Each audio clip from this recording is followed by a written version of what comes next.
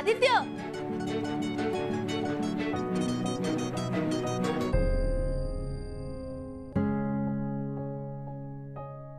काय झालं? तू असा घाईघाईत कुठे निघालास अचानक? काही नाही अगं, औषध आणायला. पण डॉक्टर तर तसं काही म्हणाले नाही. दादा मामाची नाही, त्याची आणली आहेत. मला सगळं ऍक्च्युली जरा डोकेदुखी म्हणून औषधं गोळ्या. तुला बरं वाटत नाहीये का? चल आपण इथल्या डॉक्टरांकडे जाऊ. त्यांना अगं तेवढं काहीच नाही, मी ओके आहे का तसं? नक्की? हो. मला काही तुझी लक्षणं बरी नाही दिसत आहे. म्हणजे मला बंधू मामांनी सांगितलं. काय सांगितलं? की गेले अनेक दिवस तुझ्या मनात एक गोष्ट साठून राहिलीये, जी तुला मला सांगायची आहे. अच्छा, एवढंच सांगितलं ना? हो, पण ती गोष्ट आता तू मला सांग.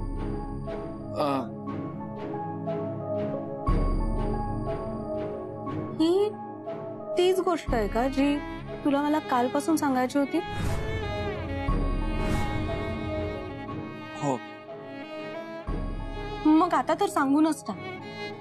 ऑलरेडी खूप ताणलं गेलंय. आता जास्त वेळ घालवू नकोस, तुझाही आणि माझाही. मी मुद्दामून नव्हतो करत. नाही, तसं नाही म्हणते मी, पण तू घाबरलायस हो ना? नाही म्हणजे हो. हे बघ आदित्य, तू अजिबात टेन्शन नको घेऊस. टेन्शन नको घेऊस. मला माहिती आहे, कधी कधी ना मनातली एखादी गोष्ट शेअर करताना आपल्याला खूप टेन्शन येतं, भीती वाटते, घाबरल्यासारखं वाटतं. पण एकदा का ती गोष्ट सांगितली ना की एकदम फ्री, मोकळं झाल्यासारखं वाटतं. सांगणाऱ्याला पण आणि ऐकणाऱ्याला पण.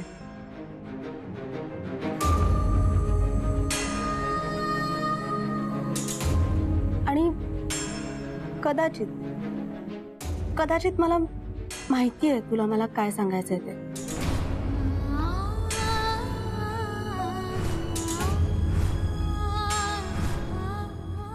तेव्हा प्लीज बोलून टाक.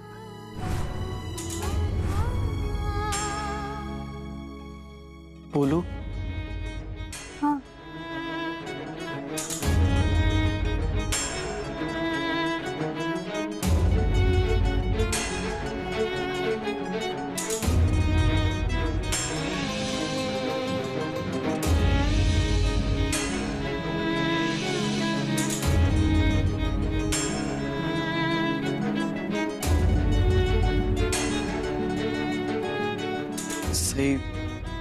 मी दादाने डोळे उघडले, दादाने डोळे उघडले.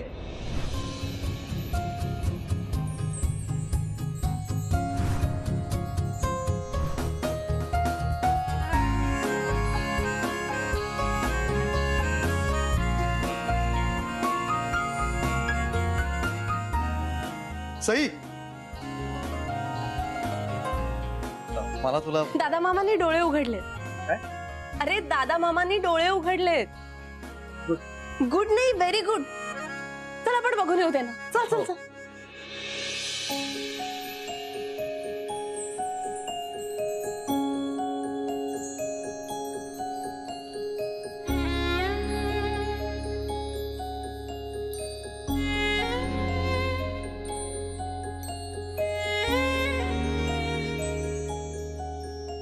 दादा बरं वाटतंय ना?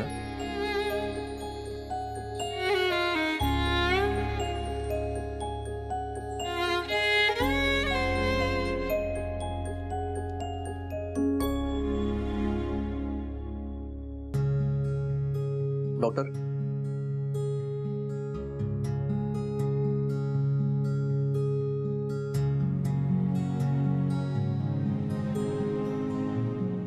अरे वा दादा मामा, छान प्रोग्रेस होतोय.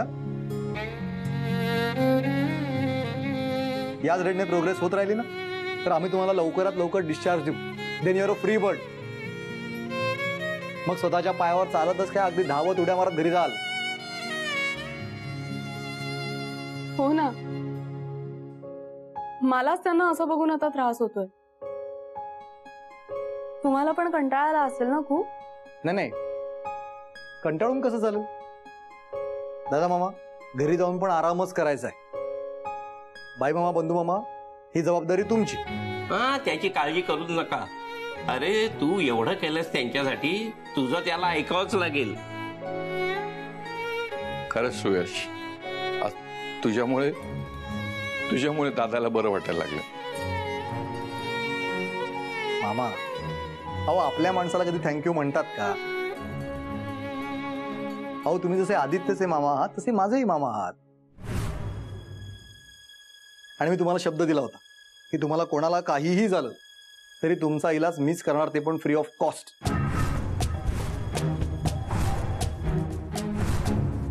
हे कधी झालं? हे आताच म्हणजे ऍडमिट करण्यापूर्वी. तू बाहेर गेली होतीस ना तेव्हा. पण सई, हे महत्वाचं आहे का? महत्वाचं हे आहे की मी तुमच्याकडून 1 रुपया सुद्धा घेणार नाही. नाही सुयश, हे चुकीचं आहे. मामा, काहीही चुकीचं नाही. मामा, पैसा महत्वाचा नाहीये मला. मला फक्त तुमचे आशीर्वाद हवेत तेवढे द्या. पण नाही दिलं तर मी जबरदस्ती घे ना. तुम्हाला माहिती आहे मला जे पाहिजे ते मी कधीही कुठेही कसंही मिळवतोच. चला सई, आपण जाऊया. तर त्यांचा फॅमिली टाइम घेऊ. ओके? पण मला थांबायचंय. सई, मला माहिती आहे ते तुला मुलगीच मानतात, पण शेवटी खरी फॅमिली ती खरी family. Let them have there time. चल आपण बाहेर जाऊ.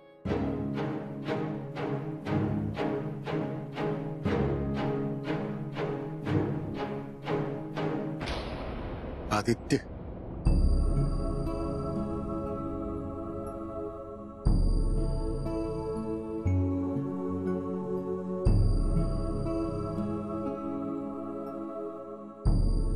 दादा मामा, सॉरी ना रे. खूप चुकीचं वागलोय मी तुझ्याशी. तुला वाटेल तसं उलटून बोललो. तुला जे जे आवडत नाही ते सगळं केलं मी. पण हे करताना मला एकदाही वाटलं नव्हतं की मी तुला कायमचा गमावून बसेल. देवाने मला ही अशी शिक्षा दिली आणि मला पहिल्यांदाच जाणवलं की नाही जगू शकत तुझ्याशिवाय. तुमच्या कुणाशिवायच नाही जगू शकत मी. मी अख्खं आयुष्य पणाला लावलंय माझ्यासाठी. आणि मी माझ्या हट्टापायी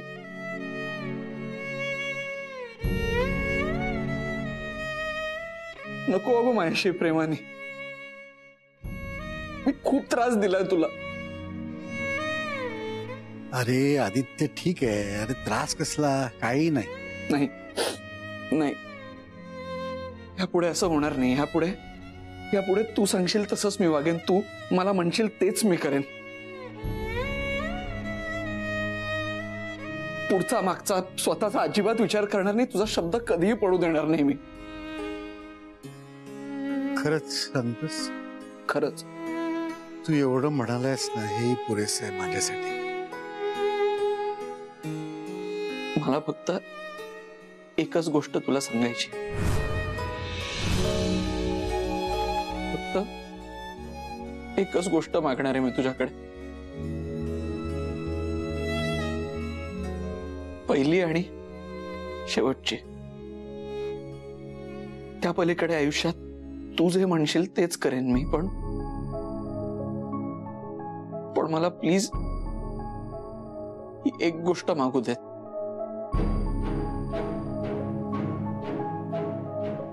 हे बघ आदित्य, अरे आज काहीतरी मागायचा दिवस तुझा नाही, माझा आहे रे.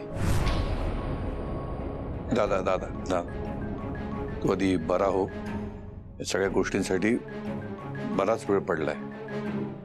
नाही बंधू, माझ्या बाबतीत आतापर्यंत जे काही घडलंय सगळं बघितल्यानंतर एक गोष्ट माझ्या लक्षात आली.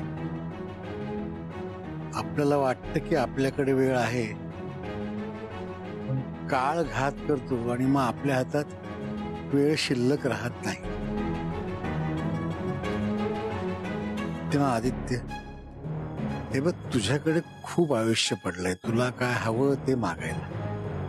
पण आज हा दादा मामा तुझ्याकडे जे काही मागणार आहे त्याची शेवटची इच्छा समज. अरे दादा, काय अभद्र बोलतोयस? खरं तर तू बोलूच नको, आराम कर. चल आदित्य, तो नाही तर बोलत बसेल. चल. भाई बंधू, तुम्ही जा जरा, मला फक्त आदित्य हवाय. अरे पण दादा, नाही, बोलू दे त्याला.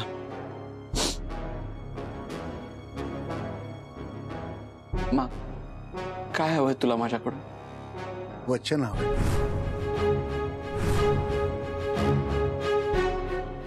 देशील?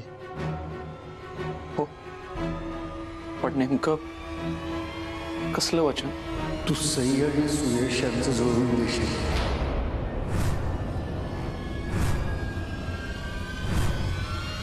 आणि मेघनाशी लग्न करायला तयार अशी याचं वचन.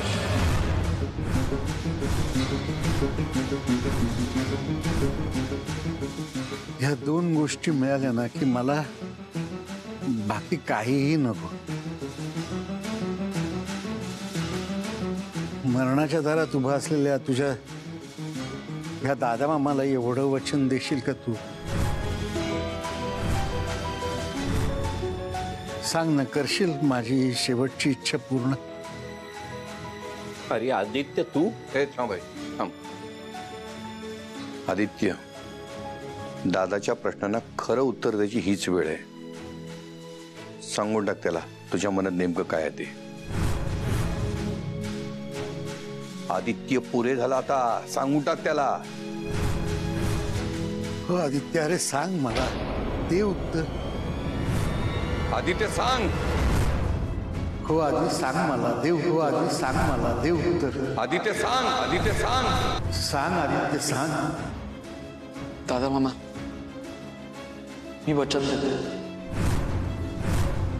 मी सई आणि सुयशचं लग्न जुळवून द्यायचा प्रयत्न करेन.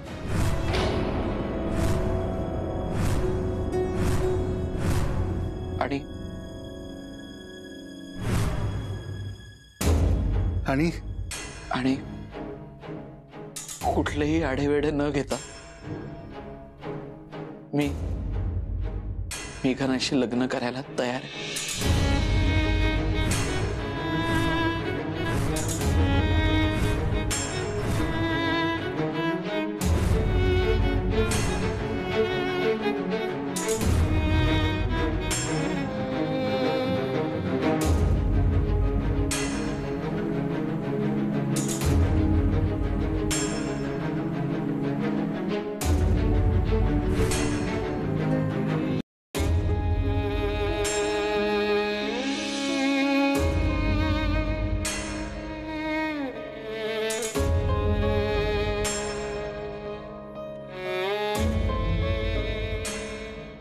आदित्य,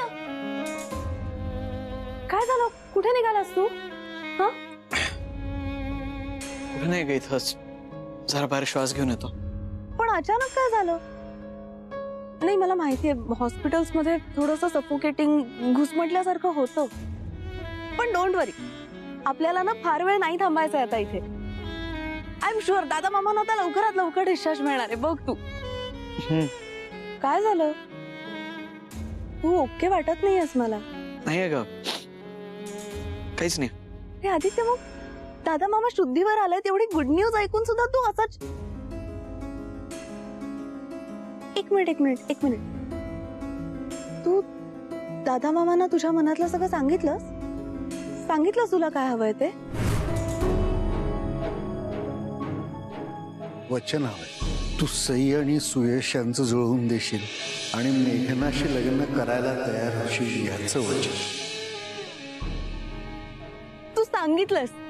आय एम शुअर तू सांगितलंस, नाहीतर तुझ्या चेहऱ्यावरचा रंग असा उडाला नसता. हे काय म्हणाले आदित्य दादा मामा? ते कसं रिॲक्ट झाले? नाही, आणि मला बाहेर काही गोंधळ वगैरे ऐकू आला नाही म्हणजे डेफिनेटली ते चिडले नसणार आहेत. पण काय बोलले ते? काय रिॲक्ट झाले सांग ना आदित्य. अरे तू सांगितलंस ना तुझ्या मनातलं त्यांना, मग आता कशाला टेन्शन घेतोयस? बरं, माझी टर्न. तू त्यांना सांगितलंस ना तुझ्या मनातलं. आता आता मला सांग ना, काय सांगणार होतास तुम्हाला?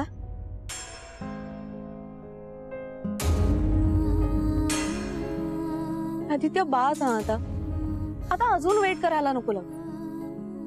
तू मला बोलला होतास ना, प्रॉमिस केलं होतंस की मी सकाळी सांगेन म्हणून. मग आता सांग ना. नाही बघ, तू आता जर का मला काही सांगितलं नाहीस ना तर मी तुझ्या आयुष्यात निघून जाईन कायमची. एक खरं असं, मी तुझ्याशी बोलणार नाही, तुला भेटणार नाही, तुला माझं तोंड सुद्धा दाखवणार नाही. आणि हे सगळं व्हायला जर का तुला नको असेल ना तर मला सांग.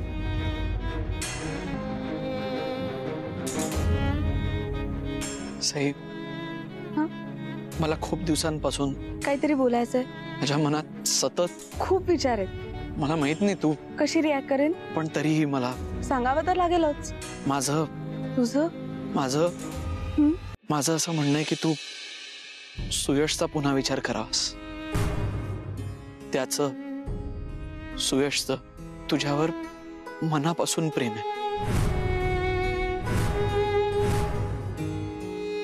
एक मिनिट तू काय बोलतोय? सई, खरं तेच बोलतोय मी.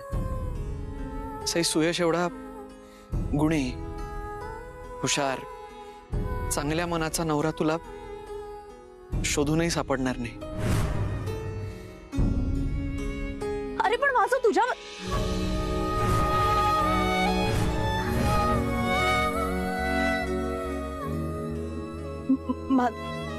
माझा तुझ्यावर, तुझ्या बोलण्यावर विश्वास बसत नाहीये. मी खरं तेच बोलतोय ग. आता मागच्या 1-2 दिवसात त्यांनी आपली केवढी मदत केली हेच बघून मला असं वाटतंय की तू त्याला नकार देऊन चूक तर नाही ना केलीस. म्हणूनच मला वाटतंय सुयशशी एक मिनिट आदित्य, आपण या विषयावर नंतर बोलूया. त्याआधी तुम्हाला एवढंच सांग की तुला खरंच हेच बोलायचं होतं? हेच बोलायला घाबरत होतास तू? हेच इतके दिवस मनात होतं तुझ्या? हो. नक्की? नक्की. दुसरं काय असणार? ओके, मी निघते. सई, कुठं चाललीस? माहिती नाही, बघू. रस्ता सापडला की ठरवेन.